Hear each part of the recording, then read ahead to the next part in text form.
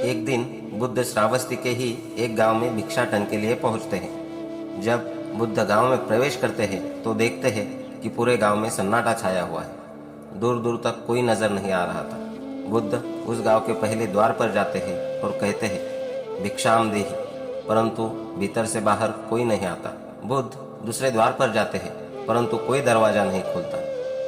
बुद्ध तीसरे द्वार पर जाते हैं परंतु उस द्वार से भी कोई व्यक्ति बाहर नहीं आता। फिर अचानक से एक दरवाजा खुलता है जिसमें से एक व्यक्ति बाहर निकलता है और वो जल्दी से बुद्ध का हाथ पकड़ता है और उन्हें अपने घर में ले जाता है और कहता है, क्षमा करें बुद्ध, परंतु इस समय आप बाहर नहीं जा सकते। उंगलीमाल को श्रावस्ती की सीमा पर देखा गया है। सभी गांव वाले डर के मारे अपने अपने घरों की खिड़कियां दरवाजे बंद करके बैठे हुए हैं। बुद्ध उस व्यक्ति से पूछते हैं, कौन है ये उंगलीमाल और इससे इतना भय क्यों? वह व्यक्ति कहता है, उंगलीमाल एक राक्षस है। उसे जो भी मनुष्य मिलता है, बच्चा, वृद्ध, स्त्री या पुरुष, यहाँ तक कि सन्यासी भी, वो किसी को भी नहीं छोड़ता। महाराज प्रसन्नजित के सैनिक भी उससे डरते हैं। बुद्ध उस व्यक्ति से पूछते हैं, क्या ये सब धन के लालच में करता है? वो व्यक्ति कहता है, नहीं, धन का उसे कोई लालच नहीं है। वो जब भी किसी मनुष्य पर वार करता है तो उसकी उंगली काटकर अपने गले की माला बनाता है, इसलिए उसका नाम उंगलीमाल पड़ा है। और यह भी सुना है कि जब उसके गले की माला में 100 उंगलियां पूरी हो जाएगी तो उसकी विनाशक शक्तियां और भी ज्यादा बढ़ जाएगी। बुद्ध कहते हैं, आभार आपका जो आपने मुझे उसके बारे में बताया। फिर वो व्यक्ति बुद्ध से कहता है कि कृपा कर आप बाहर न जाइए, क्योंकि वो आप पर भी वार कर सकता है। बुद्ध कहते हैं, भय से अपनी राह छोड़ दो, ऐसा मैंने भी नहीं किया। मुझे भिक्षा मांगता देख जन जन के हृदय में उंगलीमाल का भय कम होगा। फिर वो व्यक्ति कहता है, नहीं बुद्ध, आप मत जाइए, वो बहुत ही ज्यादा खतरनाक है। बुद्ध कहते हैं, वो खतरनाक नहीं बल्कि दुखी है और मुझे उसके पास जाना होगा क्योंकि उसे मेरी आवश्यकता है।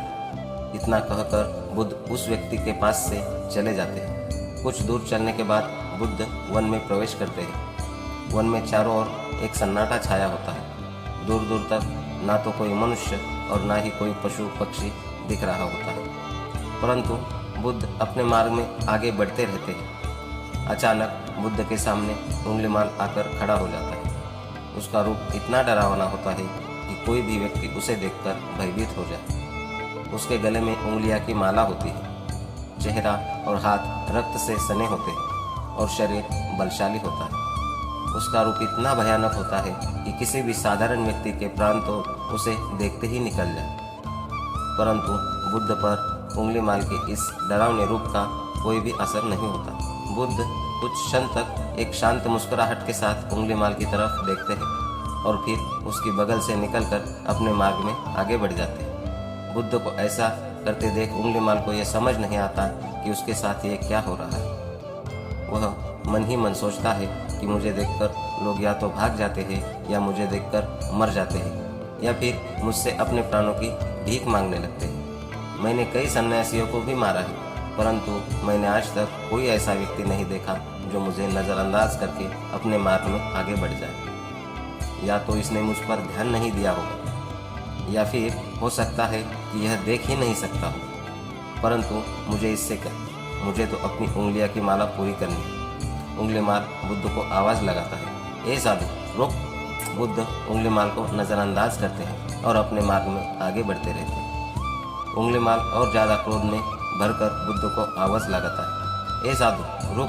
फिर भी बुद्ध उंगलीमाल को नज़रअंदाज करते हैं और अपने मार्ग में आगे बढ़ते रहते हैं।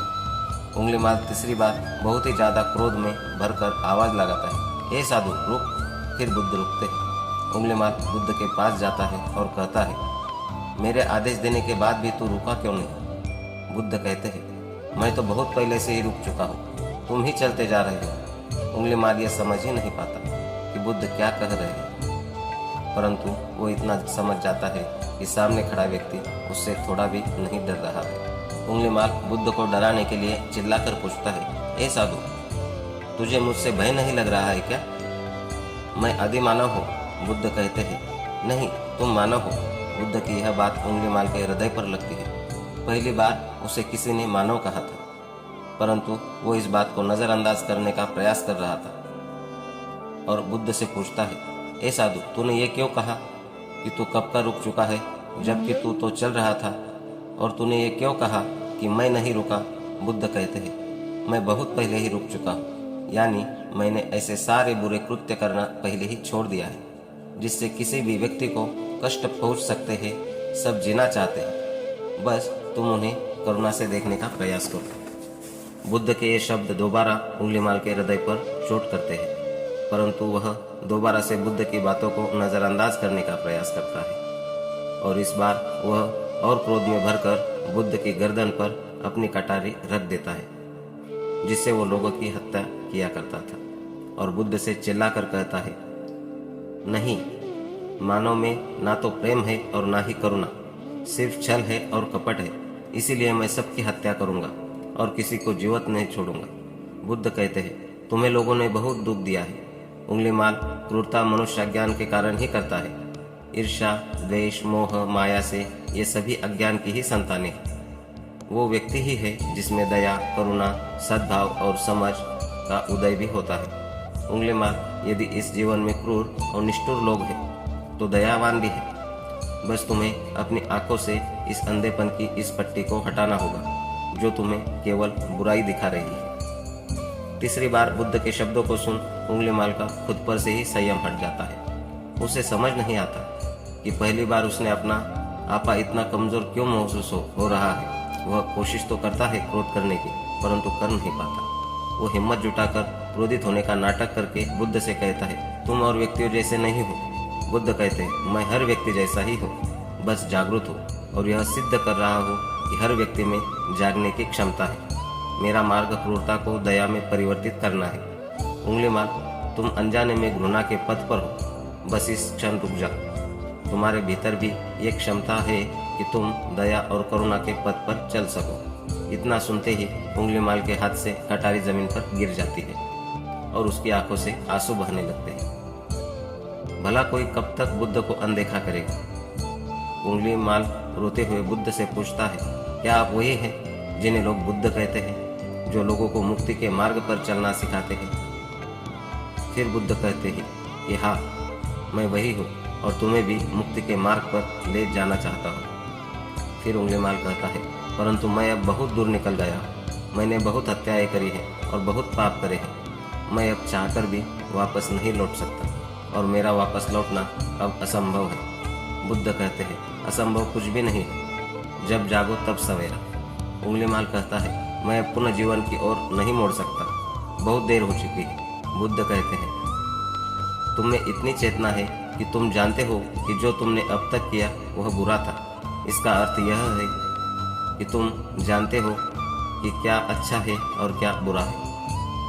उंगलीमाल, जिस दिन से तुमने अच्छा कार्य करना शुरू कर दिया उस दिन से तुम्हारा एक नया जीवन शुरू हो जाएगा। फिर उंगलीमाल कहता है, मैं कितने भी अच्छे कार्य क्यों न कर लूं, परंतु लोग मुझे उसी दृष्टि से देखेंगे और मुझे चैन से जीने नहीं देंगे। बुद्ध कहते हैं, उंगलीमाल, यदि तुमने हिंसा का मार्ग छोड़ा तो मैं तुम्हें मार्ग दिखाऊंगा और तुम्हारा संरक्षण करूंगा और तुम्हें लोगों की घृणा से बचाऊंगा। बस पहला कदम तुम्हें ही उठाना होगा। उंगलीमाल पूछता है, क्या यह हो सकता है?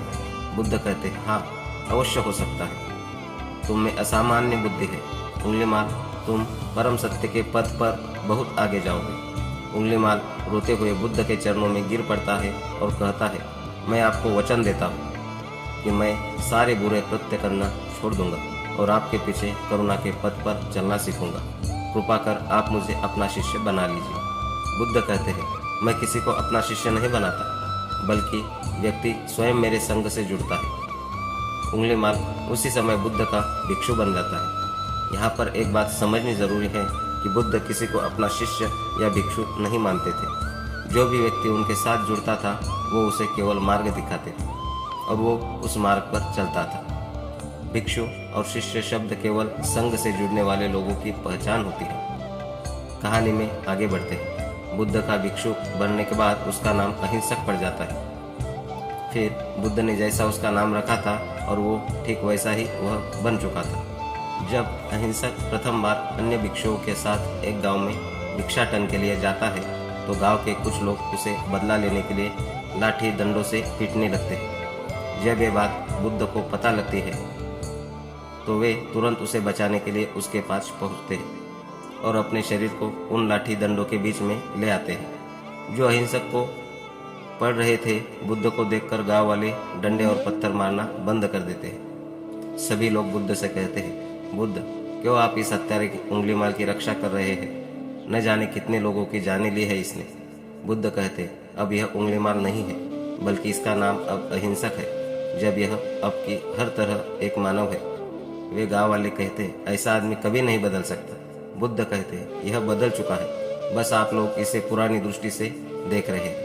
यदि यह उंगलीमाल होता तो क्या आप में से किसी ने भी इतना साहस या बल किया होता? कोई इसे एक उंगली भी लगा सके या आपका हर वार खाता रहा? और क्या इसने आप पर कभी पलटवार किया? नहीं ना।